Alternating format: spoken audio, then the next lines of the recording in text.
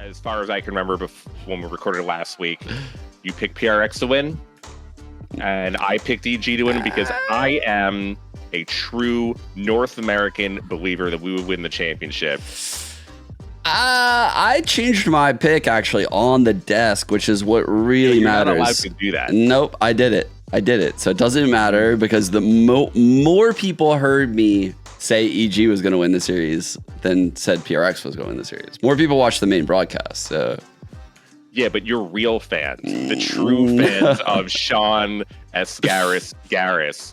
knew that you picked PRX and that you favored PRX. Look, it's not like you were making an emotional pick there. That was probably the right choice going into the final. No, so I did. When I saw the veto, I said EG was going to win this shit 3-2, and they were going to win on Pearl as this last map with double initiator. When I ran into Boostio in the club, because as you know, Rod, I'm a big clubber these days.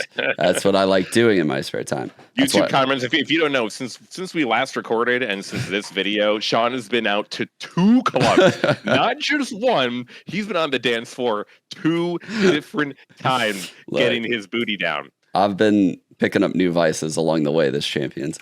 But I talked with Boostio, and he said, I was like, on that last map, Pearl, would you have run double initiator or the Yoru comp? And he actually said they were going to run the double initiator. I was like, that would have been an insane call if I got the 3-2 with the double initiator.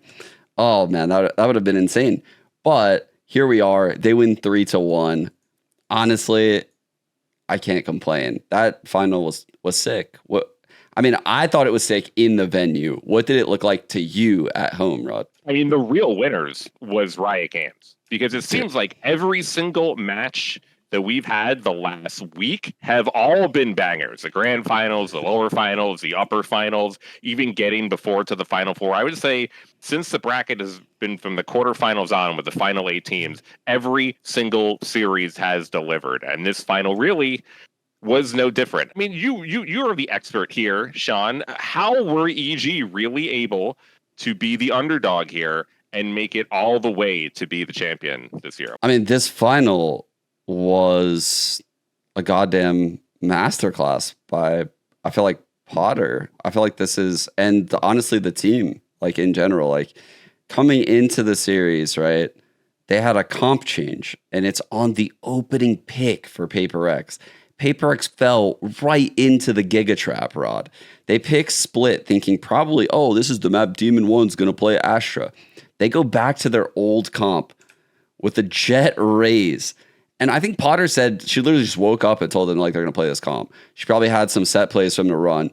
And Demon 1 torched them in that Split game.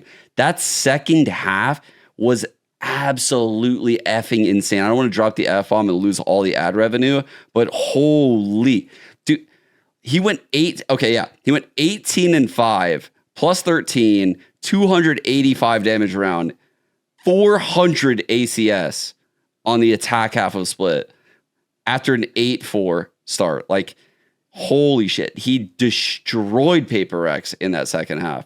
And I feel like once that happened, it really like tipped the scales in favor of EG at that point. Like, that was a map PaperX was supposed to win. Wait, do you think EG is still able to do that if Demon is playing Chamber, or they were playing the comp that they had previously been running? No, there's no way. I mean, like, there's no way he does that on Astra. Like, he's like taking picks into the B site. He's like killing Mindfreak jump spotting. He's getting updraft Blade Storm kills on the player's screens. I think that was Forsaken. Like, he was dominant in that Split second half. Like, it was a rare sighting. And I should be delicate saying that because we saw more of that shit like later on in the series. But then we went to Ascent, and this was like, all right. I even said it on the desk. Like, this was my last time. I'm like, this is where things get weird at this point in the series, because now, even though PaperX picked Split, it's like the one normal comp that they have, right? Like Ascent, they were running Harbor Arena. On Bind in the past, they were running Harbor Arena. On Lotus, they're running double Duelist with an Astra Omen. That's weird. On Pearl, they're running a Phoenix. You know, like, that is a little bit weird. So I was like, okay, PaperX can still definitely rally back in this series. And I think it would start with Ascent. And the way like they looked on Ascent, I was like, oh shit. I honestly, after Ascent, I was like, this is a little bit rough. This is a little bit rough, but I still think we're probably going to end up going all 5 because after PaperX won Ascent, I was like, I think they're going to win Bind too. And then I think EG is going to win the last 2 maps. But things changed again when EG played this Bind game. They ran Yoru Raze, whereas like in past iterations of this lineup, they were actually running the Harbor Reyna. Like this was the first time in a minute that we've seen Forsaken on the Yoru. We actually haven't seen it this entire year. Is that correct? I mean, it's been a long goddamn time. Yeah, it's been all the way since November of last year. So like they really dug deep on this. Do you feel like that was a pocket pick? Do you feel like they were trying to anti-strat EG? Do you think they just had some set plays with Yoru that they were going to try to bring back for a while? Because because they haven't been playing it for so long, it's not like there's a lot of scrim data or match data in terms of how they've been playing lately. It's hard to say like why they did it, but it was another thing that really like again tipped the scales heavily in favor of EG because this is a map that I favored PaperX on. I don't think EG was particularly strong on Bind, and I wasn't comfortable like with the Reyna Harbor. But even when they locked the Yoru comp, I was like, oh, this is actually going to shit on this chamber because of a lot of things that they did successfully. But it's hard to explain, like the way EG was holding just these areas, even on the opening pistol where Ethan dies first, they trade out calm close, and just the rotate is flooding in so fast. They win every single fight. And it was like this all map long. Like, they destroyed PaperX on Bind. It was crazy. It felt like that second half of Split where every fight was going EG's way. Like there was nothing that they could do wrong. It was like PaperX was even taking decent engagements in some of these scenarios, and it never ever worked out. I'm like rewinding through it right now, and there's like a 2-on-2, and of course, like, you know, everything just goes EG's way in the 2-on-2. Like no one dies. There was a couple like sick ult plays that Forsaken had. I think I'm about to find one actually right here, where he like goes through the Viper's pay, pings out a Viper in B side. They end up spamming the Viper through tube. They even have one on the chamber in the A site later on, but it's just so few and far between. Like all this stuff didn't end up amounting to much of anything in the grand scheme of things. I don't know. Nothing worked for them. The EG looked insane. Like they looked so insane. I mean, EG, one of the big reasons that they are the champions of this year is because they got enormous performances from every single player on their roster in the grand final and leading up to the grand final. I mean, we're going to and can talk so much about Demon One's performance this year, being a rookie all the way to stardom. Ethan being probably the best Counter-Strike player the best player from Counter-Strike to move over to Valorant. And he definitely has performed to the expectations of that HLTV top 20 player that he was before. And so we could talk so much about these two guys, but really Calm and his clutches and Jogamo had the best stats of any of the players on his teams in that grand final. So when you have other players stepping up to be able to perform the way that they are, and Boostio having a really good performance himself while leading the team, that is what had made them so deadly. They had one player that won what seemed like 15 to 20 clutches in a row, and a third player, not the two superstars, that was leading them into that grand final to make sure that they were going to win. It was just such an incredible performance, let alone the coaching that Potter has done with the team and the anti-stratting and the map drafting is really impressive. It's insane. No, Giacomo was crazy. He was unreal. Like, That's the craziest thing about this EG team is like you can't find a weak link, right? It's a true team, right? Like everyone does their role really goddamn well. 4 of the players on their team have played controller role throughout this tournament, including the MVP of Champions, which was voted in as Demon 1. You know, like Demon 1 ended up getting that MVP award. And he was the MVP of the grand final, and he was the MVP of the entire event. Absolutely. He's very deserving of it. I'm not gonna lie. Like, it came out from Val Esports, and I'm pulling up the tweet right now. The world is in his power. Now he sits among the best of the game. Your Valorant Champions grand finals MVP is Demon 1. I think a lot of people were like, oh, it maybe could have gone to Jogamo. I think it was like, honestly, like, they could have given it to either one. I think Jog had an insane series. He did.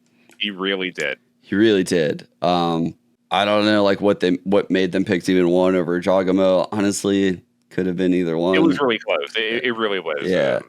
It was really close. Yeah. I would say like Demon 1 was pivotal in the split win. Jogamo was super pivotal in the bind win. Lotus was like both of them. Honestly, Demon 1, even though Jog had more kills on Raze, I think Demon 1 having 23 kills on Astra is absurd. Yeah, I mean, like, they both just put in work this series. It was so insane. So insane. I don't know, man. Like, I am blown away. I talked to a lot of people after the series, and they're just like, yeah, I don't know. Never saw this coming, but man, they looked unreal. Unreal. I mean, just to see where EG was at the start of the season, being basically the laughingstock of the entire North American League, let alone the entire VCT across all 3 leagues, the 10-man roster, which was never expected to be a real thing or to actually succeed. And historically throughout esports, it has not worked for most first-person shooter games. And then for them to turn it around, for them to just get in to the LCQ playoffs at the end because of the MIBR situation with 100 Thieves, for them not even to be able to control their own destiny, but to get that luck, those lucky charms, to be able to then ride the wave all the way into Tokyo and now here in Champions is so incredibly impressive. It really does show what can happen when you get hot at the right time. Fnatic, obviously, were the most consistent team throughout this year, throughout all of the year. You know, they win lock-in, they win Tokyo, and they play really well at Champions, and they have consistently looked like the best team. But if we want to talk about, like, who has looked like, who going in looks like the best and the hottest team, EG and PRX probably both had stronger arguments of how their form had looked at the end of the year, as did Fnatic. And as we saw, Fnatic had obvious flaws that got exploited a number of times in this event. Dude, going into everything you just said about EG, I mean, you have to say, like, dude, both teams, PRX and EG, and this is something we brought up on the desk, something that I wanted to point out, is both of these coaches made a seriously hard fucking choice this year. Alex benched Benkai, which is a fan favorite and the in-game leader, in place of a star duelist. They took away their in-game leader. That's like laughable in Counter-Strike, do something like that. You will lose every time. And here they were in the grand finals. Potter benched BCJ in favor of Demon 1. And Demon 1 was... Also, back then, that's a controversial move. That was a hugely controversial move at the time. Massively controversial. Like, BCJ was definitely like a fan favorite on this team. He was the most experienced, probably. I would say, like, in Valorant, it's hard to say with Ethan, right? Like, but like with Xset, like, he had that championship pedigree. Like, he was at Champions last year. Like, he was a star initiator. I cannot believe that Potter took him out the team, put Demon 1 in, was super confident about it, and kept calm in the team. That was the second thing, because the whole community, and honestly, they can eat shit for it, like, was heavily against calm remaining on this team back then. And anyone who says that's not true just wasn't around or something, because there was so many people that were like, what is EG doing? Like keeping all these players. And then the third thing I want to say is here's some juice that I got. I can't say who, but I love the juice. No, so EG's B team, this 10-man roster, they actually use it really well. And they used it throughout this whole thing. So much so that this B team even did like a rep or two with Harbor Reyna, right? Like what I've been told is that they do research on whoever EG's main team is going to play. They get the playbook of that team and they will run those strats. Like that is fucking insane. That is literally the best form of practice possible. They're literally getting like perfect reps in with very, very high quality opponents. I mean, their B team, it was pros. It's literally pros. It's just, they're not VCT level pros. Like they could literally probably be in challengers if they wanted to. It's crazy. It's actually such a good play.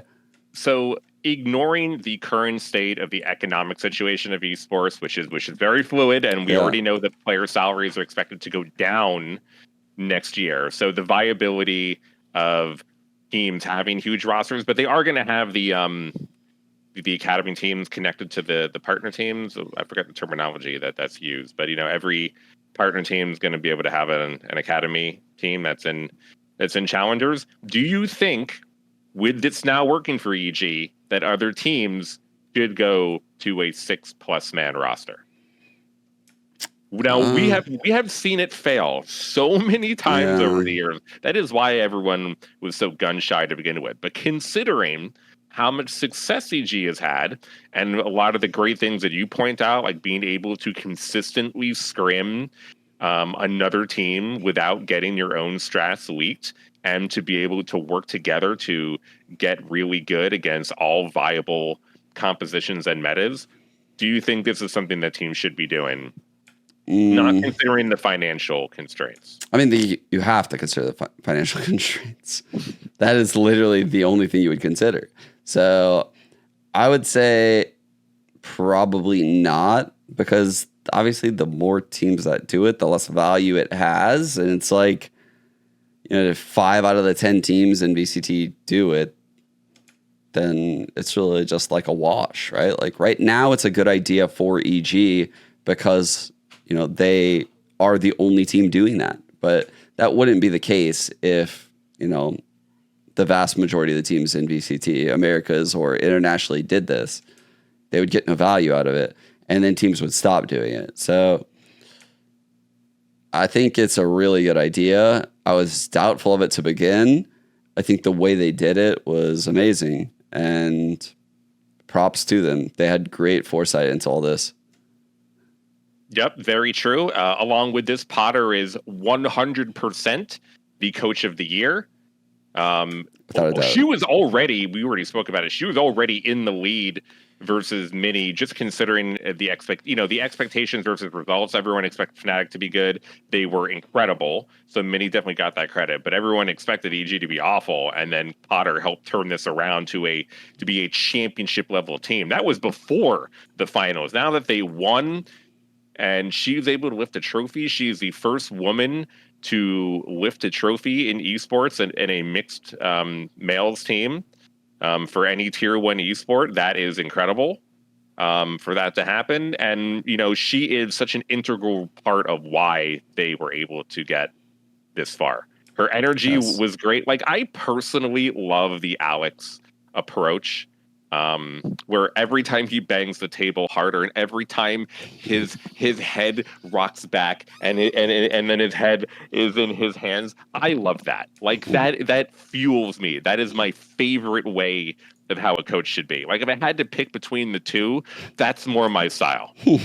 Like I want a more Alex level of coaching. However, I do think that Potter's way of coaching, it seems like she is always upbeat. She is always looking at the next opportunity. She will never be frustrated, within reason, really as much within what's happening. I do kind of think Alex is putting on a little bit of a show. I do think the coaches put on a little bit of a show, Sean. I want you to know that. I think you guys know there's a camera there and it's always on you. We've got a million funny pictures of Minnie and Fraud now and Alex, through that camera. I think you guys put on a little bit of show. I don't know if you're gonna say if you do or not, but I think that Potter's approach really is refreshing comparatively to the other coaches, even composure wise, not even just like the in-game strategies and the map drafting and all that. So she deserves a ton of credit for everything this year, not to mention all the criticism and pressure that was putting on her at the beginning of the year. It must feel even sweeter for her now. Yeah. To push back against the haters. Oh, for sure. I mean, she's definitely the coach of the year. Like, without a doubt. I think what she did in Americas, given probably the budget constraints, I would say. I'm sure EG didn't spend as much or splash as hard as some of the other North American orgs. No, not like Sentinels or 100 Thieves. Definitely not. No. And then Cloud9 would have. I mean, they tried to, but with Yay, right? But I don't know if they ended up doing that. But so you look like a round at the other, and NRG obviously paid a lot to get the optic core, or yeah. So like all the other NA orgs probably overspent compared to what EG did, who had a 10-man roster but paid less for those 10 players. And Potter just, look at what she did with it. Like I'm sorry, like that is definitely the coach of the year. Like, she is insane. And every time they would cut to her in a timeout, she had a clear-cut idea. She would always be so focused on rattling off hella shit. And I don't want to say, like, what I heard, but basically, like, I know for a fact Potter has the buy-in of these players. And, like, when Potter says something, it happens. And you know, like, she might seem like the nice person in the interviews because she is. She's a great person. And I've known Potter for like 15 years now, probably. Like for a long fucking time. I was literally talking to Jimmy Lin last night. He's like, I knew you since 2003. So maybe 20 years. But I mean, a lot of people don't know Potter was she's definitely one of the top 3 most accomplished women in Counter-Strike. Yeah. Especially 1.6 history. She was like the top IGLN leader and champion, multiple world time champion in female Counter-Strike. She has a playing pedigree, a competitor pedigree, more than most coaches. Yeah, exactly. Like, and then she was also broadcast talent with me. Like, I've known Potter for a long, long time. She is just like a spotless record too. Like, I don't even know anyone that thinks poorly of Potter. Like, I just don't. She is just a good human. And I don't know what she does with this team to gain all that respect while being so good. Like, she doesn't need like the toxicity, the yelling, like all that stuff. Like, she doesn't need any of those rah moments. She does it with actual work and effort. And that's why she's always so big on like putting in effort and working really hard. Like, it's an incredible story. Like, honestly, Chris, I'm so happy for Christine. Yeah, really incredible story for her. Incredible story for this team. I mean, Demon 1 is a rookie. This is his first year playing professional play, and he leads his team to a world championship. I mean, that no wonder his ego is through the roof right now. No wonder he's standing on tables. No wonder he's talking about the EG Dynasty, which we will get to. We will get to it in a little. No wonder he's already posting goat emojis on Twitter, which again, I want everyone to slow it down just a little bit. Just don't want you to pack the brakes just a little bit. Okay. And then you have Ethan, and he definitely, to me, was the most promising player that was in North American Counter-Strike. He was supposed to be the player to lead NACS into the next generation. Right now, if he was still playing, I think he'd be the number 1 player in NACS for CS2. Questionable. I have no idea. I really think so, considering how good that EGCS team was. Back when they were winning with Tarek and when and Breeze and those guys, were playing really well.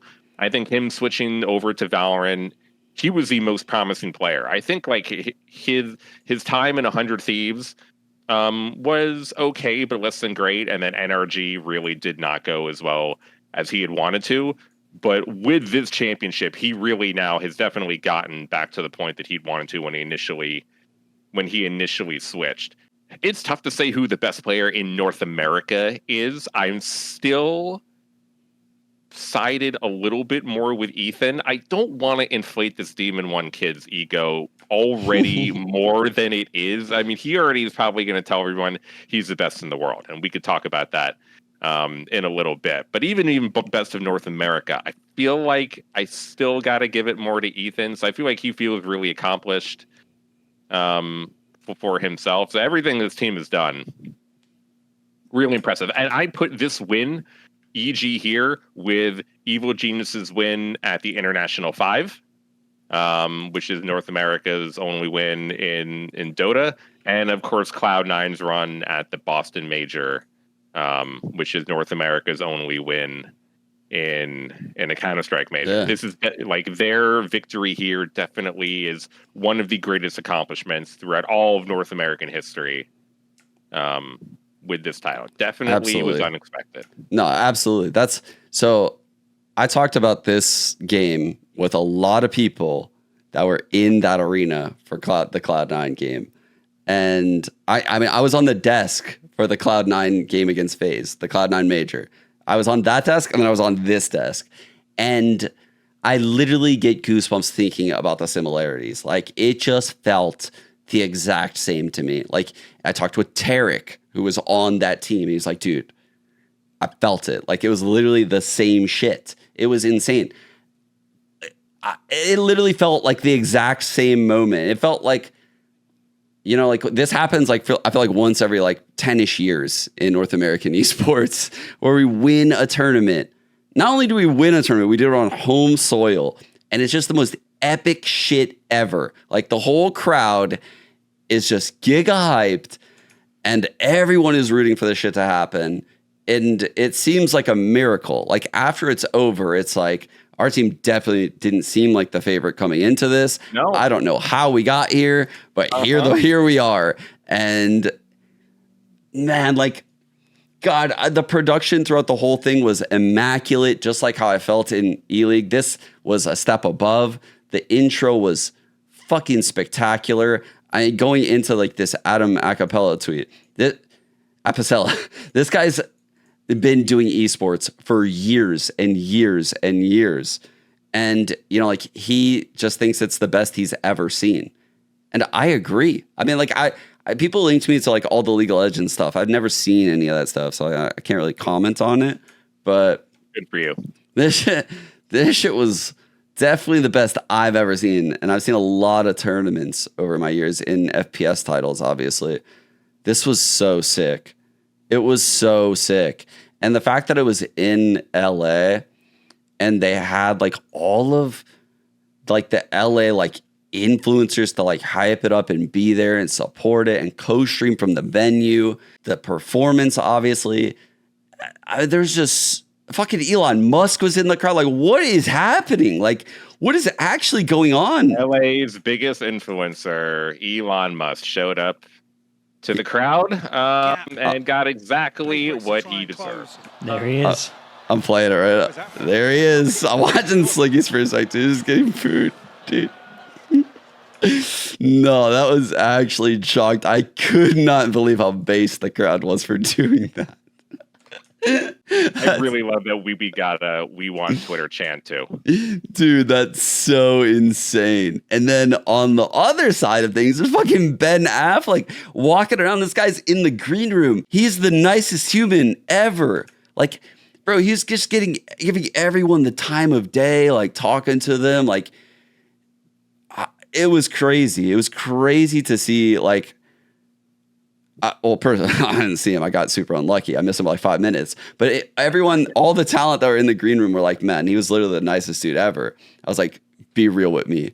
You're fucking lying. He wasn't nice. No, it was like, they're like, no, he was actually like genuinely a good guy. Like, he's amazing, and his kids love Valorant. That no one missed not being able to meet Elon, and everyone there was really sad that they didn't get to meet Ben Affleck. Dude, you already know that is the case. Probably. I don't know. I thought it was insane, bro. Like, that's such a culture shift, in my opinion. Like, honestly, I feel like 10 years ago, there's no way a billionaire gets booed. Kids are Tarek fans, you know that, right? Yes. Of course they are. They're like 8 years old. It was so cool. Yeah. I'm pretty sure Ben Affleck's kids went on Tarek's stream, and it's like, oh, this is Tarek's chat. Okay. No, dude, they were saying get it. They knew what the 9-3 curse was. The VCT viewers that Riot doesn't mind losing. They knew about the 9-3 curse. They're gamers. They're gaming out there. No, I don't even say that. I feel like that's a rumor. I don't know. I can't confirm it, so I'm not gonna say it. But apparently, they've been in the game for a long time. Might not have been the first event they attended. Ben Affleck says he's a KO main. Oh, but yeah. I love the way, I'm not sure if you've seen this video of the way that he describes the way that he plays agents. Like, when we talk about it, it's like versatility in terms of what agents that you could play. He likes to say it's a promiscuity, where he likes to play with agents over here, likes to play with some agents over there. He used that word? He did. He used promiscuous in the way that he described it. I need to find... He also knew about the jet nerf coming in, which is kind of dope. That is insane. That's actually insane, right? He's like, he knows about the update coming. Like, that's crazy. Okay, I linked you the video. Yeah, but the way that he talks about being promiscuous with his agent selections is now how I think we should talk about it. And Rays too. I think Rays is when we say a player I'm a little bit of agents, I'm a little promiscuous with who I main. You know what I mean? I move around a little bit. He really likes to play with a couple of them. You know what I mean? I'm saying. That's so ridiculous, dude. That's hilarious that he used that word. That's so fucking ridiculous. I'm so glad I did this. It's like I had some kind of thing that I wanted to accomplish, but I sort of was just random. I took a video of the arena from the analyst desk when it was empty and the players were setting up. Rod, check this diff out. So the players are setting up down there on the stage. They're the only ones in there. This was before they put the boxes on top for the performance and shit. This is the winning moment right here that I also tweeted out. The difference is insane. This place was fucking buzzing. And you can see Demon 1 standing on top of the table in the back. Like, great moment. Bro. Very Stewie-like, by the way. Very Stewie-like. Reminded me. Yeah. Man, the crowd got so loud. The video doesn't even capture how loud it was in there. It was unreal, the roar coming from the crowd. It reminded me of Boston, because Boston was like a more intimate crowd, I think, than this. I want to say there was less people, actually. But the acoustics in that arena were crazy. It was like a smaller venue, so it was very intimate, and it was just loud as fuck. Like, honestly, it was crazy how loud it was in Boston. The chants were better in Boston, let's be real. We can only win on home soil. It's true. The Dota EG team won in Seattle when the International was still in Seattle. You know, C9 only won because it was in Boston, and now that Champions finally comes to Los Angeles after 2 years of COVID, EG wins. Now that we're, because Riot likes to circle the globe and who gets the final. NA probably won't get another world final for at least 3 years. We are automatically going to lose the next 3 years. Oh yeah. There is 0% chance that in North America that EG is able to repeat next year. Yeah. And 0% chance that any other team from America will be able to win. No, yeah. The Brazilians don't count, by the way, when we talk about this specific problem. At the end, although we're all in one region now, the issues of not being able to win is a North American specific issue. Yeah, we're not buying the top. We're not buying this. We're as veterans, we sell here. We sell right now. We're selling the top right now, actually. Actually, we can talk about that a little bit. I heard in the post-game interview, Golden Boy, like, what are you doing, Golden Boy? You're just setting Bustio up for some problems. What are you talking, dude? No, wait, I refuse to let you talk shit about this. This post-game interview that Golden Boy pulled off with those 5, or the 6 actually, was one of the best post-game interview sets I have ever seen. That shit was perfect. He destroyed that. I literally I can't even believe it. When he had everyone in the crowd barking for Jog, that was insane. That was great. He started with Potter. Oh my God. And she was just crying the whole time. Oh my God, man. That was I love Golden Boy. Let me just put this out there. I love Golden Boy. His interview was fantastic. I'm just saying he's putting Bustio on the spot right now. It's nothing bad that he did, because you just like Bustio. I know what you're saying. Bustio offered up the first time that how he was going to run over China. Respect, he stepped up, and you did win the world championship. But Golden Boy asked him, is this the start of the EG Dynasty? And Bustio, without thinking even a quarter of a second, immediately responded, hell yeah, baby. USA, this is the start of the EG's Dynasty. Okay. Yo, I'm not even joking. What are you doing, Bustio? Doug and I were watching. I was like, this is the end. This is the top. This is the top. I was really like, it doesn't get any better, bro.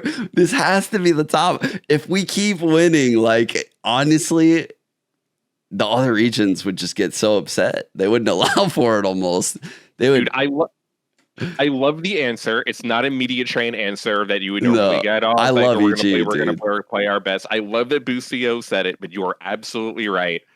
The betting man in me, there is no way. Not only is it not only the final is not going to be North America, but Bustio is already saying if they're a dynasty, there is no way they can win again.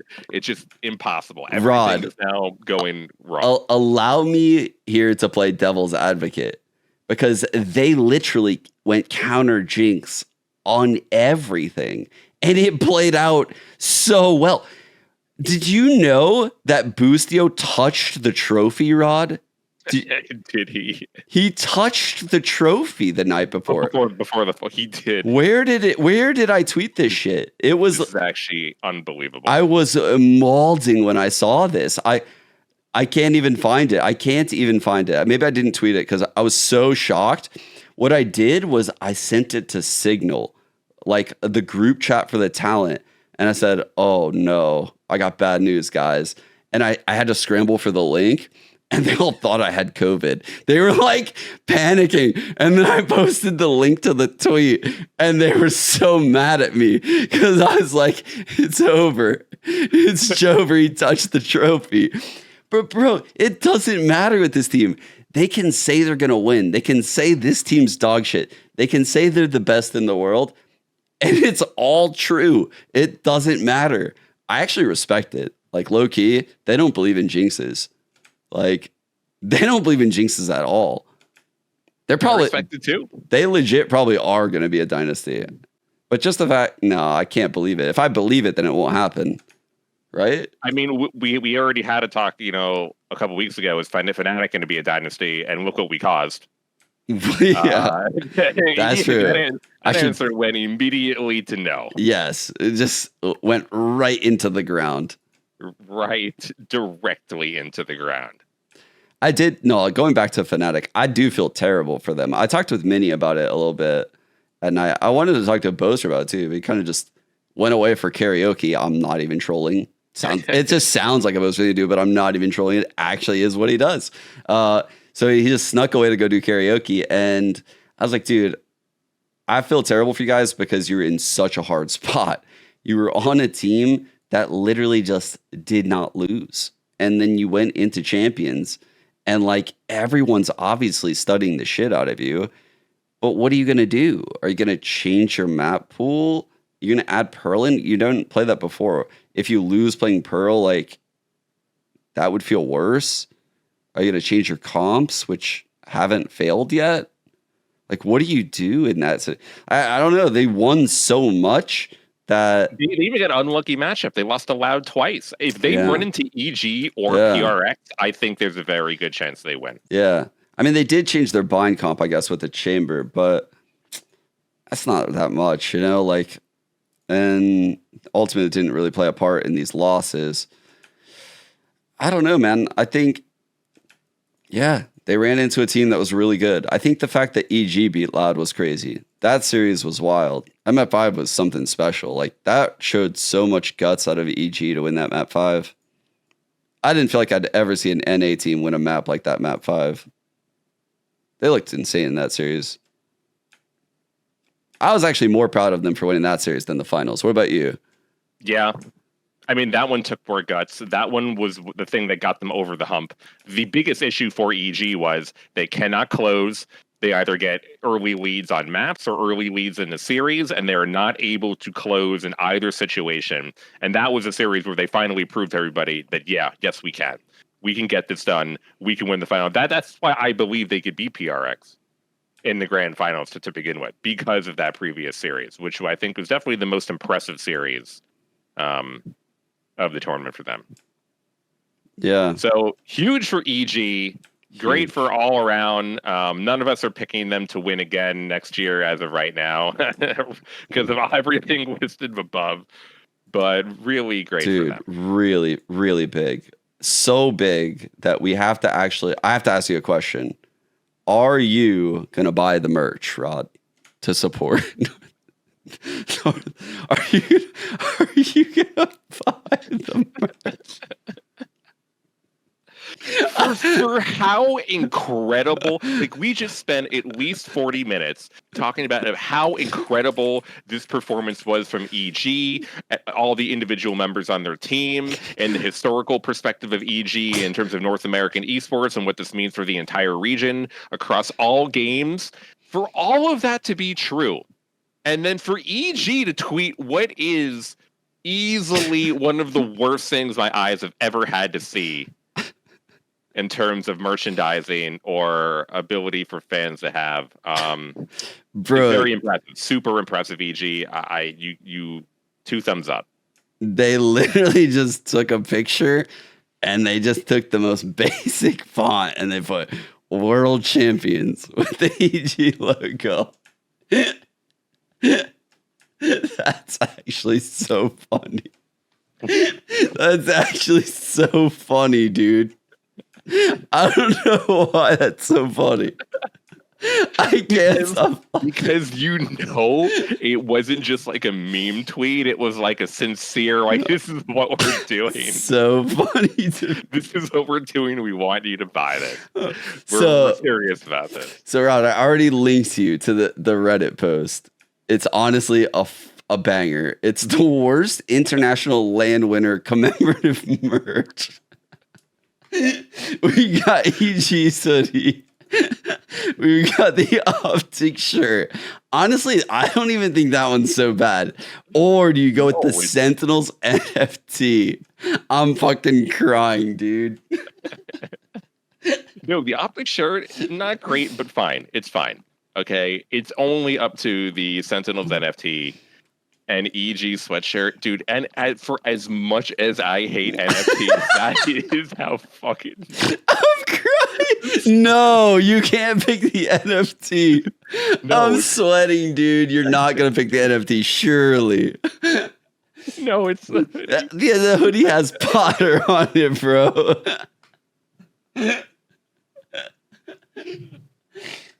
I'm taking the NFT over the hoodie. No, you're not. You're trolling. I am. You're actually trolling. No. All right. We have to end this topic, bro. I'm sweating right now. We have to end this topic. I'm laughing too hard. Oh my god, that is so ridiculous. Congrats on the trophy. You may want to look at No, that's temporary merch. That has to be a placeholder. That has to be. I know that has to be.